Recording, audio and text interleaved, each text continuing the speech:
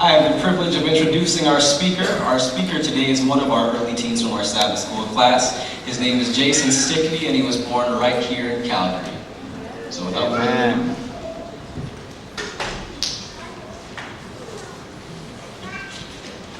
Good morning. Okay.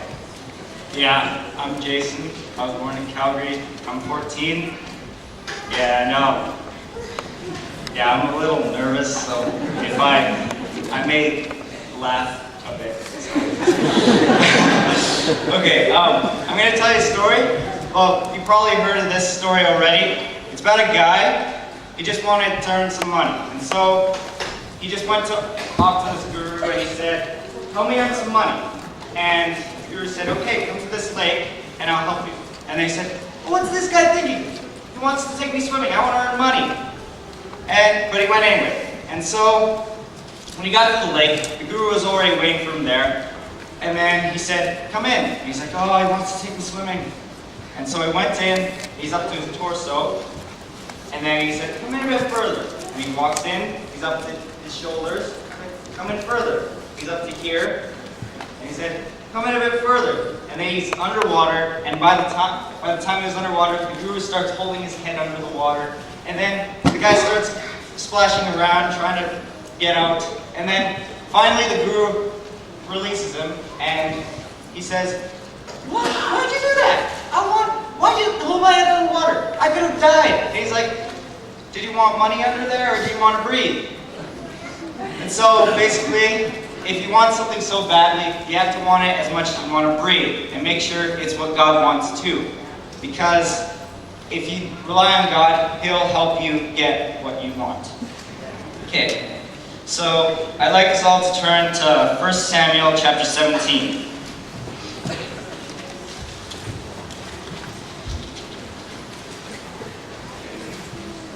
Okay, we're going to start on verse 2, because I have trouble pronouncing the names.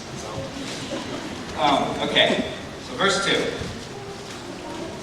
Saul and the Israelites assembled and camped in the valley of Elah and drew up their battle line to meet the Philistines. The Philistines occupied one hill and the Israelites another, with the valley in between them. So basically, the Israelites on one hill, the Philistines on the other, and there's a valley between them. So what we can take from this is that our challenge is on one hill and then we're on another. So basically, our hill is considered our happy place, our safe zone, where everything's just perfect. And our challenge is in the middle of the valley. That's where we're going to face our challenge. But we don't want to come down from our mountain. So we just want to stay up there and we believe that everything's perfect. Everything's all happy and everything's fine. When in reality, it's not.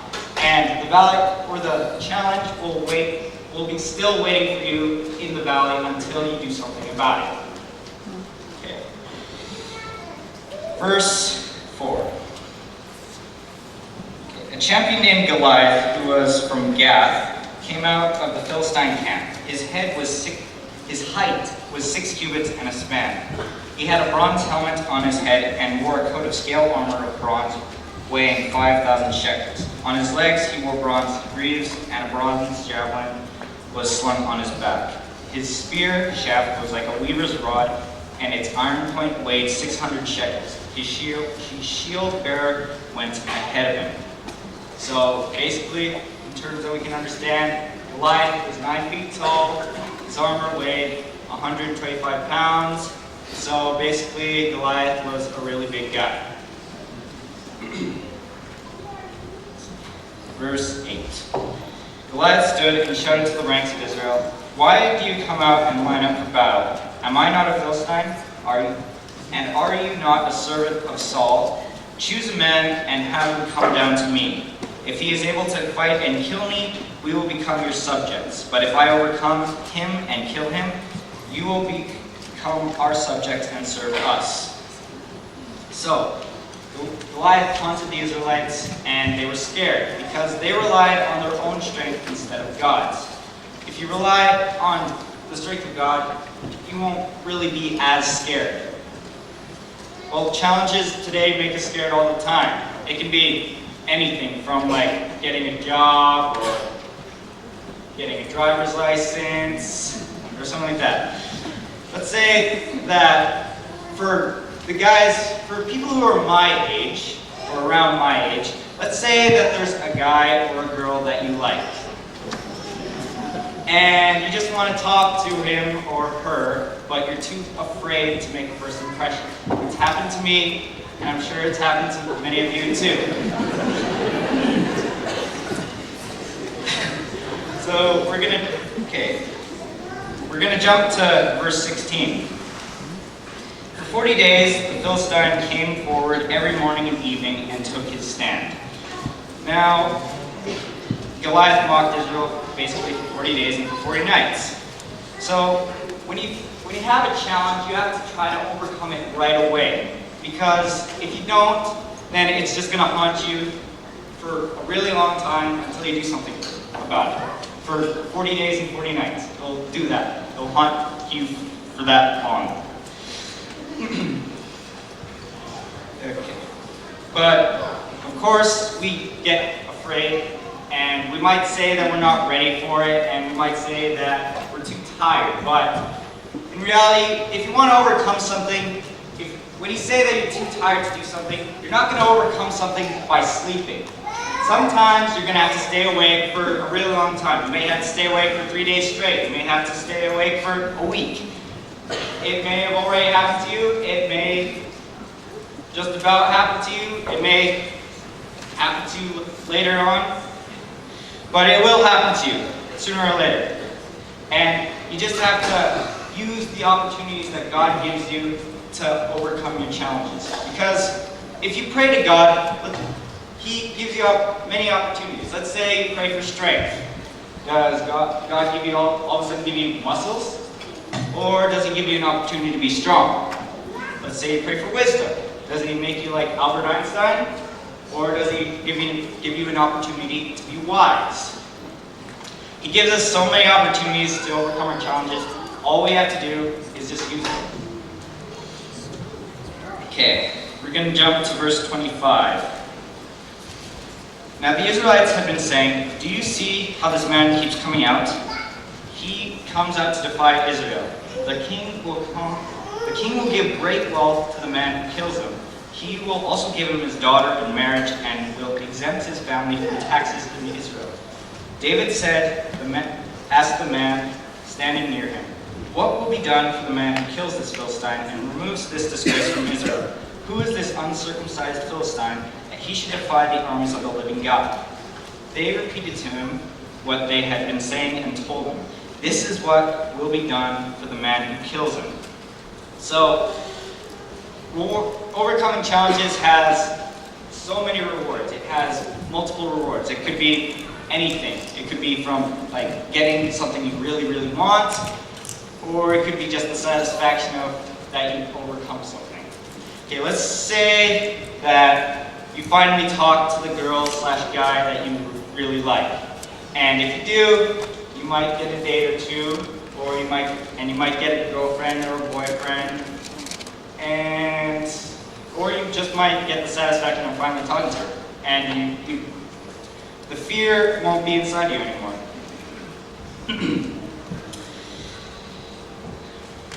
Verse 28. When Eliah, David's oldest brother, heard him speaking with the man, he burned him with anger at him and asked, "Why have you come down here? And with whom did you leave those few sheep in the wilderness? I know how conceited you are and how wicked your heart is. You came down only to watch the battle." "Now what have I done?" said David. "Can't I even speak?" He then turned away to someone else and brought up the same matter. And men answered him as before. Now we're going to turn, well, just keep your finger on 1 Samuel. We're going to turn to Jeremiah chapter 1, and we're going to read verse 6.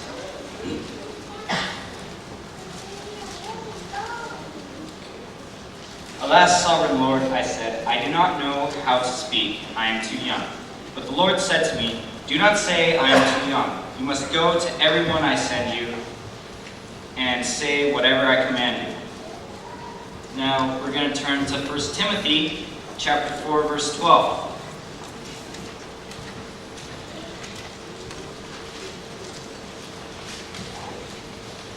Don't let anyone look down on you because you're young, but set an example for the believers in speech, in conduct, in love, in faith, and in purity.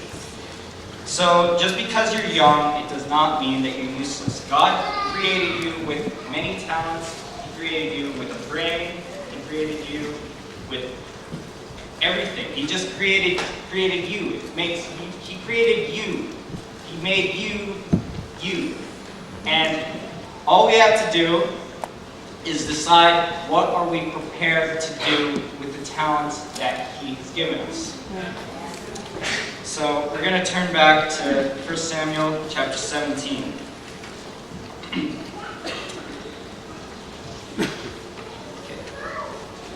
We're going to read verse 38.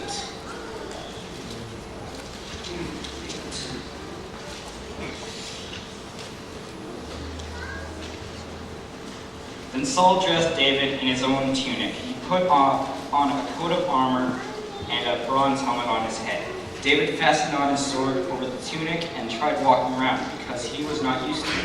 I cannot go in these, he said to Saul, because I am not used to them. So he took them off. Then he took his staff in his hand, chose 5 smooth stones from the stream, put them in the pouch of his shepherd's bag, and with the sling in his hand, approached the Philistine. Now, people's way of doing things isn't always the best way. God's way is always going to be best, you know? Though David killed the lion and he killed the bear, all the glory went to God who prepared and protected him. So I'm going to tell you about a guy. Well, you've probably heard of this guy. His name was Desmond Doss. He was a Seventh-day Adventist paramedic in World War II.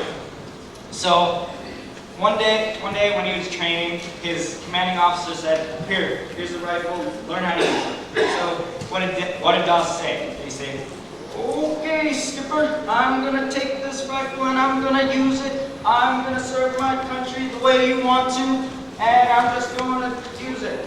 But no, he didn't say it. He didn't say that. He said no. He wanted to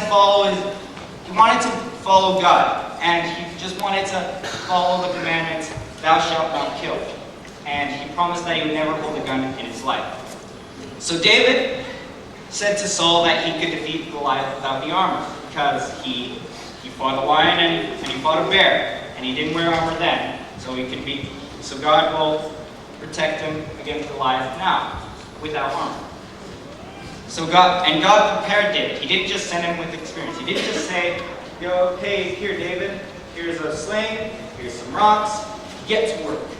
He said he prepared him. No, he prepared the lion, he prepared the bear, he prepared him for this exact moment. Okay. Verse 41. Meanwhile, the Philistine, with his shield bearer in front of him, kept coming closer to David. He looked David over and saw that he was little more than a boy, glowing with health and handsome. He despised him. He said to David, am I a dog that you come to me with sticks? And the Philistine cursed David by his gods. Come here, he said, and I'll give your flesh to the birds and the wild animals. David said to the Philistine, you come against me with sword and spear and javelin, but I come against you in the name of the Lord Almighty, the God of the armies of Israel, whom you have defied. This day the Lord will deliver you into my hands, and I will strike you down and cut off your head. This very day I will give the carcasses of the Philistine army to the birds and the wild animals, and the whole world will know that there is a God in Israel. All those gathered here will know that it is not the sword or spear that the Lord saves, for the battle is the Lord's, and he will give all of you into our hands. So, the battle is the Lord's, so he'll be the one fighting. Now, God was probably the stone that David used, because what did David use? Did he use regular stone, or did he use God? Why else did David always give the credit to God after he overcame something? Now we all know that David had a strong trust in God. He loved him so much as he loved to breathe. Now the battle is the Lord's. David's trust in God was stronger than all the other Israelites, and that gave him the courage and peace of mind that God will help him overcome this challenge.